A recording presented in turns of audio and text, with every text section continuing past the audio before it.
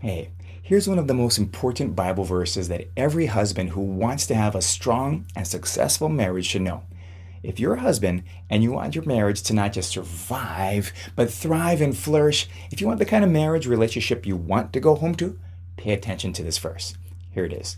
Husbands, love your wives, just as Christ loved the church and gave himself up for her. Know that. Memorize it. Live it. Husbands, love your wife.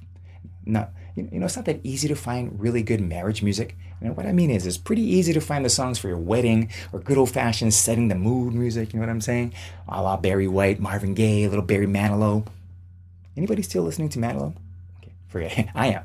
One of the few songs that I could think of that actually works for a husband is the song from, of all people, Prince. You know the one, I would die for you. Remember that one? If you change the lyrics to say, I will die for you every day, I think we'd have a winner marriage song for husbands. Now, there are what I call one-verse husbands out there. These are the guys who only know one Bible scripture and it's all they know. If a husband only knows one verse, this would probably not be it. In fact, the only scripture that many one-verse husbands know is the one that says, wives, submit to your husbands as you would to the Lord. That's trouble. A perfect example of a little bit of knowledge being a dangerous thing. It's too bad he doesn't know two scriptures, because he would see the verse directly above it saying that we all are to submit to one another out of reverence for Christ. If he knew three verses, he would know this one directly following it that says he is to love his wife just the way Christ loved the church, by dying for her. Now, this verse tells me what to do when it says love my wife. And the word love is not complicated, but it's sometimes a little fuzzy. There is a sense that loving someone is connected to valuing them, how much you'd give or do for them.